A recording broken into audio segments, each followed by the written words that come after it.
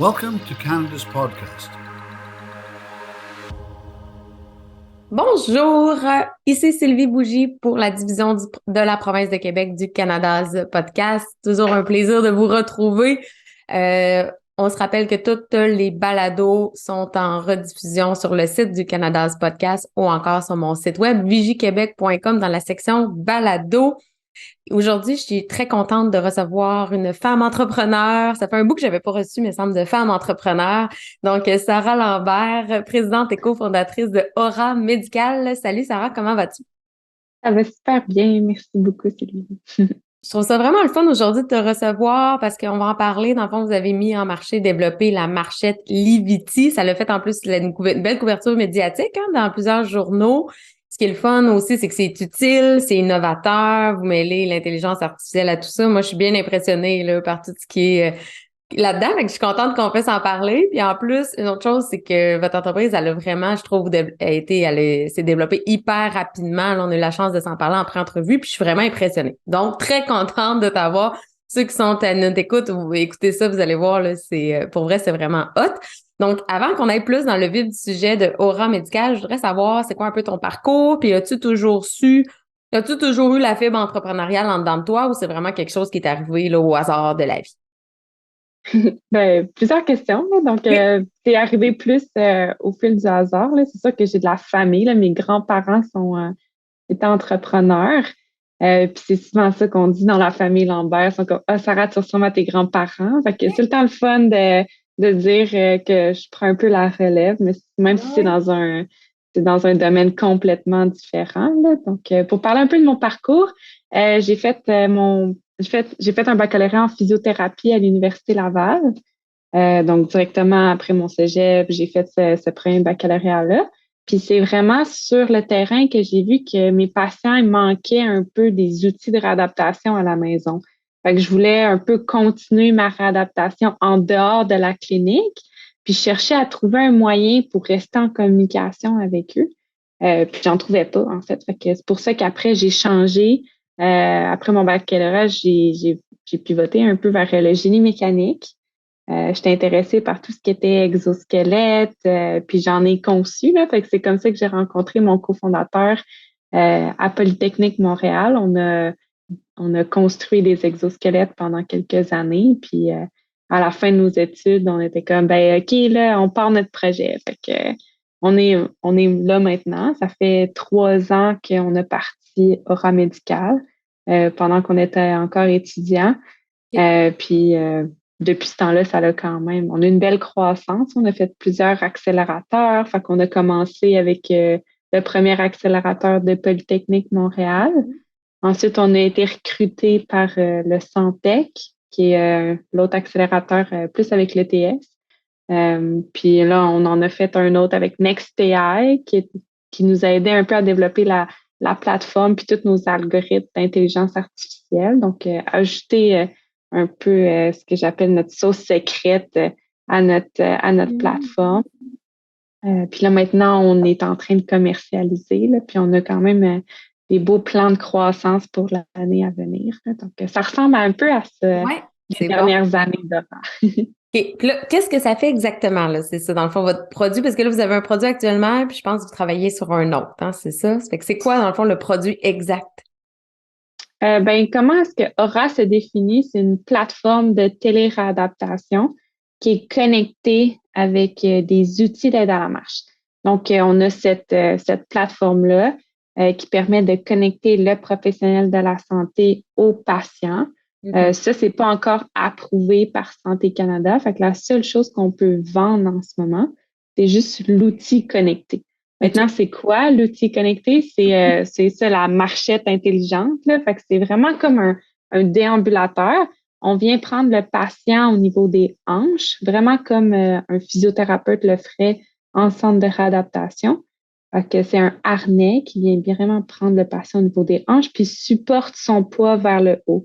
Fait qu'à mesure que le patient s'améliore, on peut toujours ajuster le support partiel de poids en fonction des progrès du patient. Fait que ça, c'est vraiment différent des marchettes normalement sur le marché, là. Mhm. Fait que quand on pense à une marchette normale, c'est vraiment comme un frame, un Ouais. cadre. où est-ce que les patients vont mettre beaucoup de poids sur les avant-bras, Ouais. mais pas nécessairement beaucoup de poids sur leurs jambes.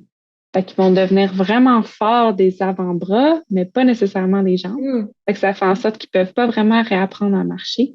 Ouais. Alors, nous, ce qu'on a fait chez Aura, c'est qu'on a enlevé ces avant-bras-là. Comme ça, on peut vraiment décider la mise en charge graduelle qu'on met sur les membres inférieurs. Ouais.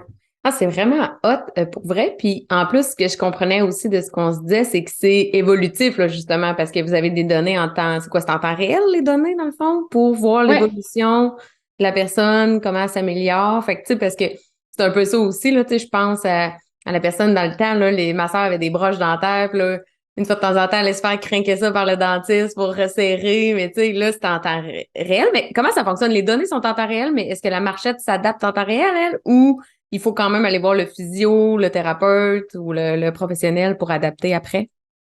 on peut l'ajuster en temps réel. En fait, c'est que c'est des blocs de ressort.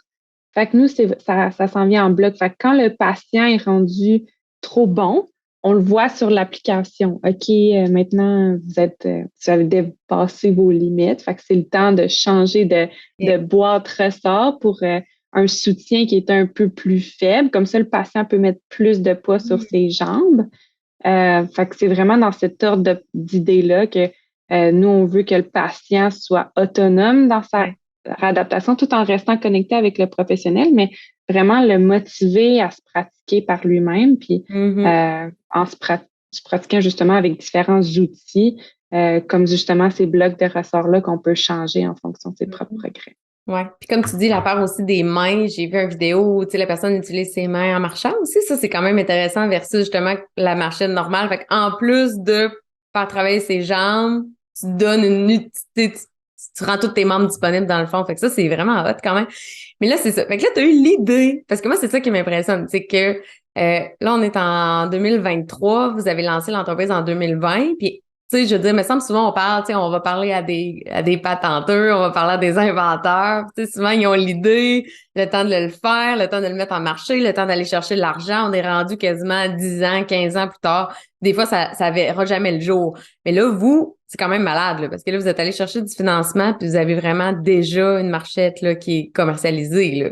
C'est ça que je comprends. Ouais, ça a C'est été hot, quand même rapide, là. là. En moins d'un an et demi, on a fait notre premier prototype. Comme à l'été 2021, c'était pas mal là notre premier prototype. Puis maintenant, en janvier 2023, on a eu l'approbation par Santé Canada. Fait que c'est quand même rapide pour un medical device, là. Fait que tout ce qui est des appareils vraiment approuvés par avoir l'homologation par Santé Canada. Nous, on a réussi en allant chercher on est allé chercher de l'investissement avec des anges investisseurs l'année passée, mais on l'a vraiment maximisé avec du non dilutif. Fait qu'au Québec, on est chanceux parce qu'il y a beaucoup de programmes de bourses et de subventions. Fait qu'on est allé chercher à peu près 1 million de dollars jusqu'à présent en non dilutif. Puis avec cet argent-là, on l'a investi dans des ingénieurs, fait qu'avoir de la main-d'œuvre supplémentaire dans l'équipe qui fait en sorte qu'on a été quand même assez rapide pour avoir un produit prêt à commercialiser. D'aller chercher justement autant d'argent, là, justement, en termes d'enfants, c'est des subventions, c'est des prêts que vous êtes allé chercher, j'imagine. Puis ça, est-ce que c'est justement le volet c'est le volet santé, c'est le volet techno, c'est le volet intelligence artificielle, c'est tout ça mis ensemble qui a fait que vous avez été capable d'aller chercher autant d'argent ou C'est ça, on a quand même une belle mission là, qui est de faire marcher les patients, fait on a un bel impact. Puis je pense que c'est ça qui a vraiment aidé. Les gens veulent que le projet fonctionne là, dès qu'on en parle, ils sont comme c'est un besoin dans la société. Ben oui. On a beaucoup d'aide à ce niveau-là. On n'est pas allé chercher de dette, c'était vraiment juste des bourses puis des subventions. Cool. Ouais. Mais moi, je trouve ça vraiment motivant de t'entendre parce que, tu sais, je trouve justement, des fois, les gens vont avoir peur de se lancer dans un nouveau logiciel, un nouveau produit. Surtout dans ce cas-ci, tu sais, que ça nécessite quand même, on s'entend, là, c'est ça, c'est spécifique, là, tu sais, ça prend de la recherche, ça prend du développement, puis tu sais, de voir que vous avez été capable en 3 ans. Puis là, actuellement, la marchette est disponible pour les enfants, hein, c'est ça? Puis là, vous travaillez actuellement sur le modèle adulte, dans le fond? C'est ça, au début, on était comme, ah ben, cet appareil-là, on va le faire en différentes grandeurs. Fait on Ouais. voulait le faire au début pour adultes également, mais je me suis présentée dans des résidences de personnes âgées, puis je montrais un peu l'appareil, puis ils Mhm. trouvaient ça, ils étaient comme, ben là, pour adultes, ça va être trop gros, ça va être trop cher. Fait que qu'est-ce qu'on fait OK. pour adultes? C'est vraiment juste la commercialisation des capteurs. Fait Mhm. qu'avec avec la marchette, on va chercher certaines données, puis ça, les personnes âgées, ils aimeraient ça avoir ces données-là. Fait que de voir c'est quand qui sera à risque de chute, Mhm. que leurs proches puissent un peu monitorer. Est-ce que ça fait 5 jours qu'il est dans son fauteuil roulant puis qu'il n'a pas marché? Est-ce qu'il a besoin d'aide un peu pour aller OK. marcher? Fait on va vraiment pouvoir aider aussi les professionnels de la santé qui travaillent dans les résidences de personnes âgées, à les faire bouger plus, à donner des objectifs, puis fait que c'est un peu vers cette Je solution-là, comprends. plus OK. capteur connecté qu'on va OK. développer pour adultes. Et j'avoue que c'est quand même vraiment utile, là, comme données que tu es en train de me parler pour savoir si la personne est un peu active ou pas, là. Euh, c'est vraiment très cool. Et puis au niveau des accélérateurs, je voudrais t'entendre là-dessus aussi, parce que des fois, bon, on entend un peu de tout, c'est du positif comme du négatif, des fois quand on parle d'incubateur, d'accélérateur. Tu sais, c'est quoi un peu les conseils mais mettons les meilleurs conseils que tu aurais reçus là, par rapport aux différents accélérateurs que tu as fait? Oui, ben c'est le fun parce que les accélérateurs qu'on a fait, ils étaient vraiment en fonction du stade de croissance de la compagnie. Fait que les premiers accélérateurs, surtout lui de Polytechnique, ils nous expliquaient c'était quoi un modèle d'affaires. Fait que c'est vraiment la base, mais d'un autre côté, j'avais pas cette base-là. Tu sais, j'avais pas, ni moi ni mon cofondateur, on avait de l'expérience en business development. Fait que ça nous a vraiment permis d'aller chercher ce premier savoir-là. Ensuite, le Santec nous a comme introduit à toutes les structures de financement. Donc, aller chercher du capital de risque ou versus aller chercher plus de l'argent avec des anges. Fait Mm. qu'on a eu d'autres types de savoir avec cet incubateur-là. Puis finalement, le dernier qu'on a fait avec NextAI, lui, était vraiment focus sur tout ce qui était le développement nous, on l'a pris pour ça beaucoup, là, le Mhm. développement de nos premiers modèles d'intelligence artificielle sur l'application. Puis ça, c'était hyper ciblé sur nos besoins de ce moment-là. Ouais. Aussi, il nous permettait, Nexter avait un très beau réseau de contacts. Donc, mes Mm. conseils, c'est que pas d'en faire le plus possible, mais chaque incubateur, accélérateur nous offrait leur propre réseau de contacts qui était propre à Mm. eux. Puis nous, ça nous a permis de nous faire une place dans l'écosystème de start-up québécoises assez rapidement. Donc, je regrette pas du tout parce que ça nous a donné assez de visibilité en peu de temps, là, ces différents Mhm. parcours d'accélérateurs-là. C'est sûr qu'il faut en prendre en laisser. Des fois, un accélérateur va dire quelque chose de contraire à un autre. Ouais, c'est ça. Euh, C'est ça un peu les donc, conseils veut pas qu'on reçoit, là. Il faut quand même faire un tri puis y aller avec son jugement, j'imagine. c'est ça, tu sais, chaque startup est vraiment différente. Fait que dépendamment de ce qui est bon pour une startup peut être mauvais pour une autre. Fait que je pense que ben, nous, dans notre cas, ça nous a permis d'avoir beaucoup de connaissances sur comment développer comment croître une compagnie.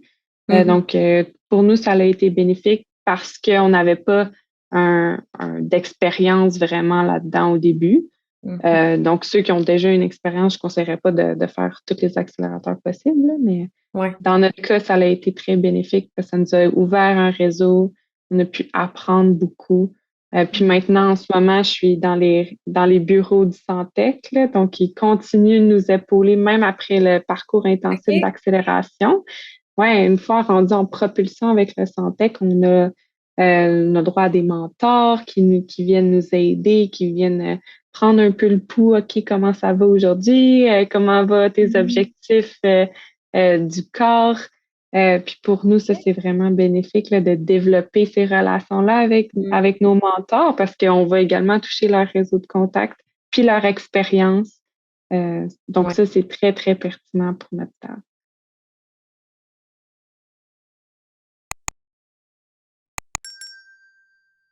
Il faut tellement pas tu sais, s'empêcher. Tu sais, en fait, je pense qu'il faut s'entourer dans la vie, hein. Tu sais, quand on est en affaires, s'entourer, prendre conseil, puis c'est ça que vous faites. Puis je pense que ça doit faire partie de votre succès, là, justement, tu sais, votre développement rapide comme ça, c'est parce que vous êtes allé en chercher du conseil. Puis au niveau de ton association, tu sais, je comprends que vous êtes rencontrés quand même dans le cadre des études. Tu sais, ça aurait pu aller bien, mais ça aurait pu aller mal parce que tu n'avais pas une grande connaissance, j'imagine, de ton associé. Qu'est-ce qui a fait que tu t'es associé avec lui? C'était-tu parce que vous aviez vraiment la même vision? Est-ce que vous aviez des forces complémentaires? Tu sais, c'était quoi l'élément clé qui a fait que oui, je m'associe avec lui? On avait la même mission. Donc, moi, je voulais aider mes patients dans le temps. Donc, les patients que j'avais, Ouais. en amenant la réadaptation à domicile. Fait que ça, c'est comme ma mission personnelle. Puis Louis, il y avait dans sa famille aussi, il y avait quelqu'un dans sa famille proche qui avait expérimenté, il y avait de la dystrophie musculaire. Donc, il aurait eu besoin de cette solution-là à domicile. Donc, il comprenait le besoin, puis je savais que Louis était prêt à mettre les efforts nécessaires pour développer la start-up. Donc, c'est vraiment au niveau de la mission au début qu'on s'est super bien entendu. Puis au fur et à mesure, on travaillait déjà ensemble avec ces projets dans ce comité étudiant-là. Puis OK. on avait vu qu'on avait des forces complémentaires. Donc, moi, j'étais elle qui pitchait l'entreprise. Donc, c'est souvent moi qui faisais les concours pour aller chercher des bourses. Vu que j'avais le background un peu plus clinique, donc ça l'apportait une certaine notoriété. Puis Louis, c'était le directeur de la société technique, du comité étudiant dans le OK. temps. Fait que lui, il aimait ça tout organiser, vraiment être au niveau des organisations, plus high level, de voir Mm. comment. Donc, on avait déjà des compétences complémentaires. Fait que je pense que ça s'est juste bien fait, là, la transition. Ouais. Là, vous avez 8 employés en date d'aujourd'hui. Est-ce que c'est ça? Ouais, 9. 9? C'est bon, ça. Ouais. Comment ça va, Ouais. tu sais, recruter, tu sais, le recrutement, on le sait que c'est quand même difficile. En tout cas, moi, dans mon milieu, c'est difficile, le recrutement, là, en droit. Mais vous, est-ce que c'est quelque chose de compliqué ou, tu sais, vu que c'est comme la nouvelle techno, c'est super plus facile, peut-être plus attrayant? Tu sais, c'est facile ou compliqué dans le fond, dans ton cas? Je dirais pas que c'est facile ou difficile, là. C'est qu'on veut des gens qui sont vraiment alignés sur notre mission. Ouais. Parce qu'au début, c'est comme ça que moi puis Louis, on a trouvé que tous les gens qui sont vraiment alignés sur une mission, ils vont donner le extra qu'on a besoin pour faire en sorte que la compagnie fonctionne. Puis ça fait en sorte que on est tous dans le même mode. On est tous à 100% dévoués. Fait que ça fait vraiment une belle culture d'entreprise où est-ce que on veut tout faire un changement puis apporter un impact positif dans la société. Donc, c'est vraiment ça qu'on regarde au début. Étonnamment, il y en a quand même vraiment beaucoup qui se sentent interpellés par cette mission-là. Oui, oui, Euh, oui. donc, on a quand même un avantage comparativement aux plus grosses compagnies où est-ce qu'ils n'ont pas vraiment, ils sentent qu'ils n'ont pas vraiment d'impact. Nous, on a cet avantage-là. C'est sûr qu'on reste une start-up, là, fait que niveau des salaires, on ne sera pas capable d'accoter Microsoft Mhm. avant quelques années. Ouais. Euh, mais pour l'instant, on essaie d'aller chercher. Fait que c'est pas difficile ou pas si facile, mais c'est pas difficile non Ouais. plus. Là. Ben, c'est quand même super, en fait, parce que, tu sais, toute organisation devrait engager des gens qui ont des valeurs communes, tu sais, justement, une mission semblable, mais le fait d'être capable, comme tu dis, même si tu sais, vous êtes une start-up, il y a Mm, des risques aussi, veux pas, tu sais, d'être mm. engagé dans une start-up, tu sais, on le sait, là, les entreprises, les 5 premières années, c'est quand même tout le temps le test, là, la période test, donc là, t'engages des employés, mais qui vont vers la même mission, c'est vraiment cool. Puis c'est quoi, mettons, votre rêve, là? Avez-vous un gros rêve commun que c'est l'objectif, ça serait quoi, mettons, dans 5 ans, dans 10 ans ou Ouais, c'est vraiment une bonne question. Donc, moi, mon but, c'est vraiment d'être le nouveau Strava pour la réadaptation. Là. Donc, d'avoir cette plateforme digitale-là que les patients vont se sentir épaulés dans leur réadaptation à la maison, qu'on va améliorer l'accessibilité des soins grâce à cette plateforme-là, puis vraiment faire en sorte que les patients vont devenir meilleurs par eux-mêmes. ouais. Mais je trouve que ça brise un peu l'isolement aussi, hein. Autant pour le patient, je trouve que ça, les membres de sa famille, mais ça, tu as un suivi régulier. tu as vraiment accès à de l'information vraiment intéressante. Ça doit être super stimulant. Ouais, tu dois te sentir épaulé. Il me semble que je serais un patient, puis je sentirais que crime, je suis suivie, là. Fait que non, c'est vraiment hot. Là, on parle, bon, entreprise en démarrage. Je veux parler un peu plus du volet personnel parce que je trouve ça super intéressant de parler conciliation travail-famille, tolérance au stress, façon de décrocher. Arrives-tu, dans le cadre d'une entreprise comme ça, à t'accorder des moments à toi, à décrocher? C'est une très bonne question, là. Je pense que au début, je le cherchais, là. C'était quoi qui allait me permettre de Ouais. décrocher un peu? Parce que même mon cercle d'amis très proches, c'est tous des entrepreneurs. Fait qu'on a comme toute tendance ça revient tout le temps Ouais. vers un peu OK, Aura, comment ça va? Donc, mais j'ai trouvé des moyens. Donc, je pense que c'est d'avoir mes moments à moi où est-ce que je bloque dans mon horaire, que je vais m'entraîner à ce moment-là, peu importe ce qui se passe. Fait que, tu sais, j'aime beaucoup le yoga chaud, puis m'entraîner, aller courir. Donc, c'est vraiment ces moments-là qui me permettent d'évacuer un peu le stress Ouais. de la semaine. Ça, c'est hyper important, effectivement, de se garder des moments pour soi, puis de les respecter aussi, là, parce que des fois, s'il y en a qui les mettent à l'agenda, mais c'est la première chose qui enlève, là. Fait que t'as dû réussir à t'écouter, à les garder, puis c'est effectivement tellement important. Est-ce que t'es quelqu'un qui aime lire? Tu sais, t'as-tu d'autres loisirs, mettons, à part le sport? As-tu d'autres choses que tu fais pour décrocher? Mon cofondateur, il lit tellement beaucoup, mais c'est parce que lui, les livres qu'il lit, c'est tout sur l'entrepreneuriat. Fait que moi, je décroche pas quand je lis sur Ouais, l'entrepreneuriat. d'accord.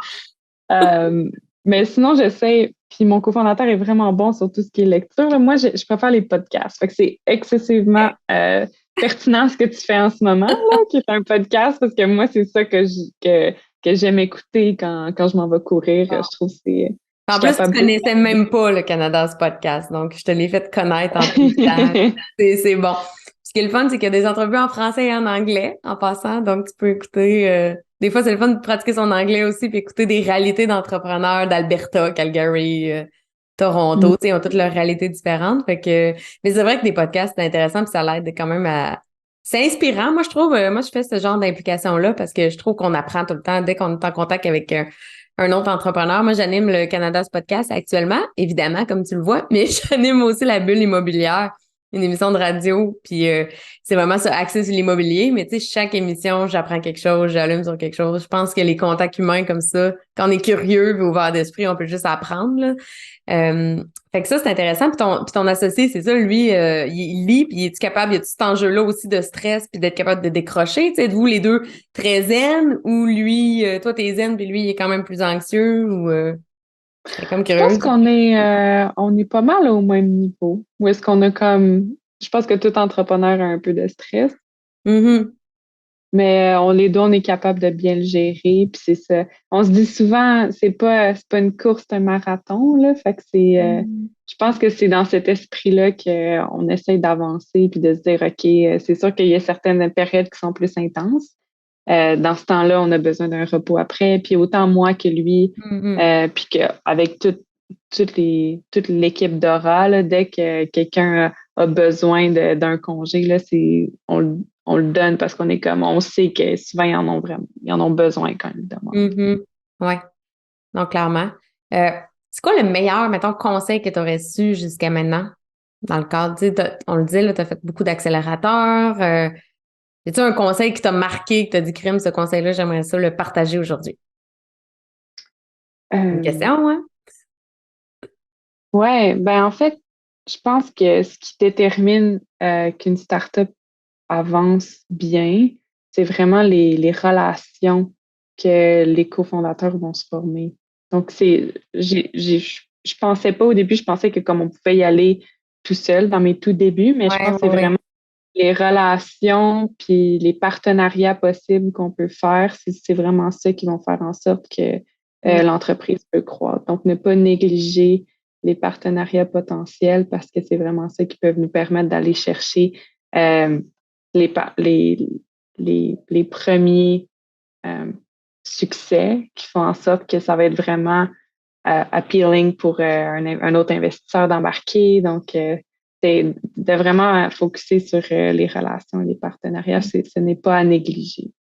Non, clairement. Puis, tu sais, Moi, je trouve que c'est super bon parce que, comme je disais tantôt, il y a des gens qui ont peur de s'entourer, ils ont peur de demander de l'aide, ils ont peur, puis c'est beaucoup de l'ego, là, tu sais, c'est comme moi, je vais le faire à ma façon, c'est mon idée, je vais le développer moi-même, mais tu sais, je pense que c'est une belle, beau conseil de dire entourez-vous, ayez des partenariats, mais tu sais, ça va avec, ayez l'ouverture de prendre l'information qui vous est transmise aussi, prendre et en laisser évidemment, mais d'avoir cette ouverture-là, je pense que tu l'as.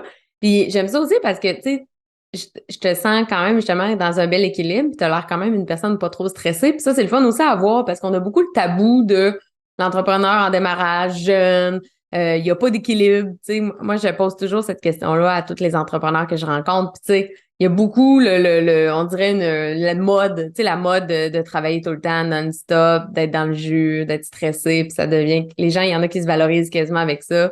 Mais tu sais, c'est le fun de voir que crime, vous avez, tu sais, je répète, là, en 3 ans, vous avez quand même mis en marché déjà, tu sais, des choses, c'est malade, là. Moi, je trouve ça vraiment impressionnant, là. Donc, tu sais, on est capable de le faire à un rythme en faisant bien les choses, en ayant un rythme de marathon. Ça, je trouve ça un bel apprentissage. Je pense que le monde peut garder en tête quand on essaie de vouloir aller trop vite, des fois, ça donne absolument rien, là. Mhm. Ouais. On en a vu des startups qui voulaient aller trop vite puis qu'ils flambaient l'argent comme Ben ben, oui. un autre Ah. modèle, là, mais Mm. nous, on a trouvé notre façon de faire, puis on est quand même bien à l'aise avec ça. Ouais. Puis si jamais il y a des gens qui veulent en discuter, ça va vraiment me faire Ben plaisir. oui, c'est comment qu'on te rejoint? C'est quoi les meilleures façons de te suivre, de te rejoindre? Par LinkedIn, Eh, donc Sarah Lambert, Aura Médicale. Je pense que c'est vraiment la meilleure façon. Là, je suis full respect. Je réponds rapidement sur LinkedIn. OK.